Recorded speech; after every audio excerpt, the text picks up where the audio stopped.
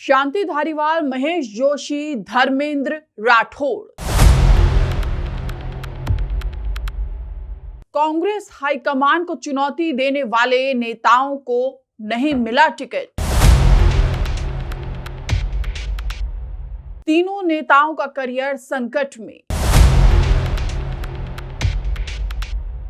राजस्थान में कांग्रेस ने दूसरी लिस्ट जारी कर दी है। इस लिस्ट से भी कई चर्चित चेहरों के नाम गायब हैं। इनमें 3 नामों की सबसे ज्यादा चर्चा है और वो है हाईकमान के खिलाफ बगावत करने वाले शांति धारीवाल, महेश जोशी और धर्मेंद्र राठौड़।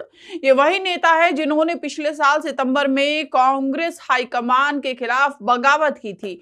तब इन नेताओं ने कहा था कि वो आलाकमान के आदेश नहीं मानेंगे। हालांकि पार्टी की अनुशासन समिति ने नोटिस भेजे थे और जवाब मांगा था।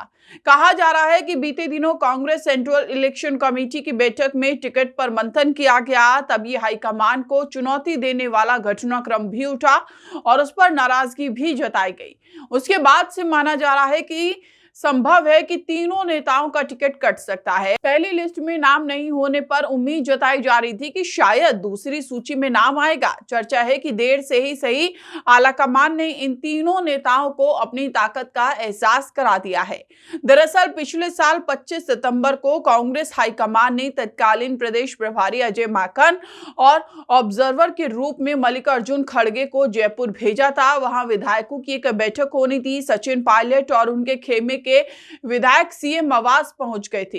गहलोत कैंप का इंतजार किया जा रहा था। इसी बीच खबर आई कि इस मीटिंग से पैरेलल एक सीक्रेट मीटिंग गहलोत के करीबी मंत्री शांति धारीवाल के आवास पर बुलाई गई। वहां विधायकों का जमावड़ा लगा। इन विधायकों ने एकजुट होकर सीएम आवास की उस मीटिंग का विरोध किया और दावा किया कि सचिन पायलट को विधायक दल का नेता चुनने के लिए हाईकमान ने यह बैठक बुलाई। गहलोत कैंप के 80 से ज्यादा विधायक रात में ही बस में सवार होकर स्पीकर सीपी जोशी के आवास पर पहुंचे और सामूहिक इस्तीफा सौंप दिया था। इस पूरे घटनाक्रम में गहलोत समर्थक शांति धारीवाल, महेश जोशी और राजेंद्र राठौड़ ने न सिर्फ बगावत की पटकथा लिखी बल्कि धारीवाल ने आलाकमान को सीधे चुनौती भी दे डाली। उसके बाद इन तीनों नेताओं को पार्टी की तरफ से नोटिस भी दिया गया था। बताते चले कि शांति धारीवाल को गहलोत का करीबी माना जाता है और कैबिनेट में नंबर 2 के मंत्री के तौर पर जाने जाते हैं। इसी तरह धर्मेंद्र राठौड़ का टिकट भी फाइनल नहीं हुआ है।